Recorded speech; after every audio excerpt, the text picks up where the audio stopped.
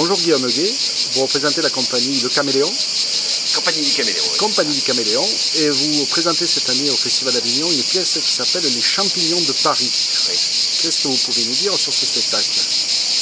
Eh bien, c'est un spectacle qui a trait aux essais nucléaires qui ont été menés en Polynésie française entre 1966 et 1996. Il y a eu 193 tirs, 46 tirs aériens, c'est à peu près 860 fois la bombe Hiroshima, juste pour avoir d'ordre d'idée. Et donc évidemment des conséquences extrêmement fortes sur les populations polynésiennes, d'un point de vue sanitaire, d'un point de vue environnemental, mais aussi au niveau de l'organisation même de la société polynésienne, de sa culture, la préservation de sa culture, etc. etc. Donc voilà, l'idée c'est de pouvoir redonner vie en fait à cette période, ou acte en tout cas. Nous sommes 3 sur scène, on joue une quinzaine de personnages et puis voilà, on retrace cette épopée entre 1966 et 1996. D'accord, c'est un spectacle qui se base sur pas mal de documentaires, de prises de notes. Comment vous avez travaillé exactement pour monter ce spectacle très documenté? Oui, alors c'était un travail effectivement faramineux de la part d'Émilie Junaidi, qui est une jeune auteure, qui a d'ailleurs reçu le prix Beaumarchais en 2016 pour son travail. L'idée c'était de recueillir effectivement tout un tas de témoignages, puisque l'idée c'est de relayer la parole des témoins, et puis également des documents, des classifiés, ceux de la défense, des documents d'archives, puis de pouvoir structurer en fait toute cette parole pour en faire une pièce de théâtre. On avait à peu près 4 heures de matière au départ. Ah oui. Donc il a fallu couper un peu, il a fallu voilà, trouver le fil directeur et bien structurer les choses pour donner à comprendre pourquoi, comment et à quel prix la France est dotée de la bombe atomique. D'accord. J'ai cru comprendre en discutant que les jeunes Polynésiens ont un peu oublié cette histoire. Alors pourquoi cet oubli? Pourquoi cette chape de plomb? Alors, c'est pas tant qu'ils ont oublié, c'est surtout qu'ils n'ont pas été informés. Déjà parce que ça appartient pas au programme. On apprend plein de choses sur l'histoire de France, mais absolument pas sur cette histoire qui nous est commune entre la France, je dirais, hexagonale et puis la France de Polynésie.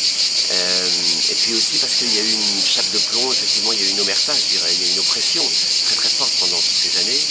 Et donc voilà, il y a effectivement une espèce un sentiment mêlé, un sentiment à la fois de révolte, de colère, mais aussi un sentiment de honte, voire de culpabilité d'avoir été ainsi d'une certaine manière acheté. Et certains ont envie de tourner la page, enfin tous ont envie de tourner la page, mais certains ont envie de tourner la page, disons, en mettant la poussière sous le tapis, et d'autres, comme moi, pensent qu'au contraire, il faut créer du lien et puis faire en sorte que les générations nouvelles connaissent ce point de l'histoire pour qu'on puisse continuer à avancer ensemble. D'accord. Mais quand on voit votre spectacle, on n'est pas dans la demande de repentance, on est plutôt dans une demande de dialogue, de mettre les choses sur la table, quoi. C'est ça, il y a vraiment un besoin de libération de la parole. Il y a un besoin, alors il y a quand même un besoin pour la population polynésienne d'une reconnaissance du fait nucléaire, puisque ça commence à peine à se mettre en place. C'est à partir de Hollande, de François Hollande. C'est ça. Le président Hollande, effectivement, en 2016, est venu à Tahiti et a enfin reconnu que les essais n'avaient pas été propres et qu'il y avait des dommages considérables à la fois sur la nature, mais aussi sur les populations. Et c'est un premier pas. Et donc ça a permis effectivement de pouvoir envisager un pardon et puis faire en sorte que cette reconnaissance du fait nucléaire puisse être accompagnée de mesures dans la vie de tous les jours pour continuer à développer la Polynésie. D'accord. Et vous tournez ce spectacle sur les îles autour de Tahiti. Quel est l'accueil réservé à ce spectacle par les jeunes ou les moins jeunes? Et qu'ils soient de souche, polynésiens de souche ou pas? Alors on a fait une quarantaine de dates à peu près en Polynésie avant de présenter les spectacles ici au festival. L'accueil est très formidable, il est empreint de beaucoup d'émotions, c'est-à-dire qu'après le spectacle on a à peu près 1h30 de débat et les gens témoignent, souvent en famille d'ailleurs, c'est le moment justement de raconter des histoires familiales et les partager avec ses enfants ou ses petits-enfants. Il y a vraiment une douleur qui est inscrite dans les chairs, donc le théâtre fait catharsis et voilà, ça permet de parler, d'échanger entre Polynésiens de souche, je dirais, mais aussi avec ce qu'on appelle les popas chez nous, c'est-à-dire les blancs. Ouais. Et c'est pas du tout péjoratif, loin de là. Hein. Et voilà, et qu'effectivement cette population mixte puisse avoir conscience de ce qui s'est passé et puisse continuer à avancer ensemble avec un petit bémol, c'est-à-dire que la difficulté pour nous c'était justement de ne pas attiser des tensions entre les peuples et notamment pour parler des scolaires. C'est vrai que souvent on a des jeunes qui disent pourquoi vous ne racontez raconter ça. Comme on dit chez nous, on a envie de tailler les blancs, c'est-à-dire on a envie, voilà, on a envie de taper parce qu'on est en colère.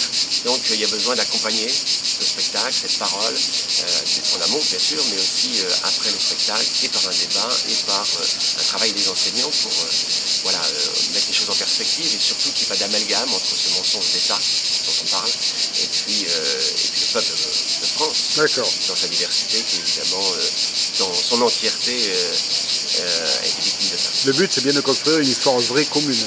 Oui, tout à fait, absolument. Ouais. C'est évidemment pas de remettre de redynamiser des tensions, loin de là.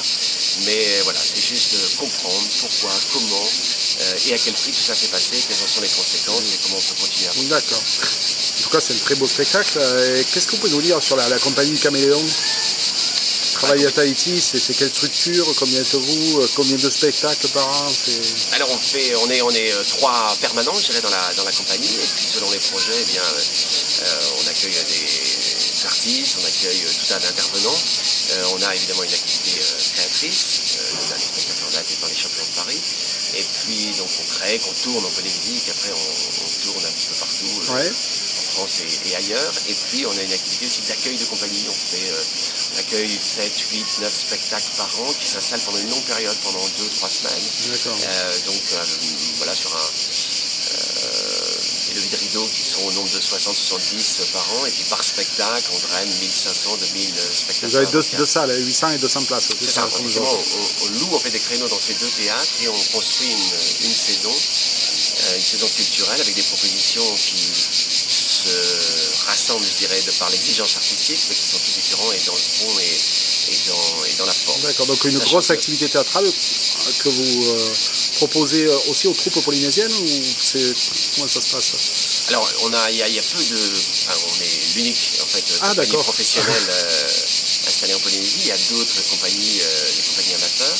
Et c'est vrai que le théâtre qu'on propose est un théâtre aussi qui s'inscrit vraiment dans la société polynésienne, mais la société d'une manière générale. C'est un théâtre citoyen, c'est un théâtre d'éveil. C'est évidemment un théâtre aussi qui, c'est avant tout un objet théâtral, donc il nous emporte par tout un tas d'émotions, mais c'est vrai que l'idée c'est que chaque fois le spectateur puisse sortir de la salle, en tout cas en étant un peu bousculé ou en étant autre, c'est-à-dire que l'idée c'est que chacune des pièces puisse nous nourrir les uns les autres.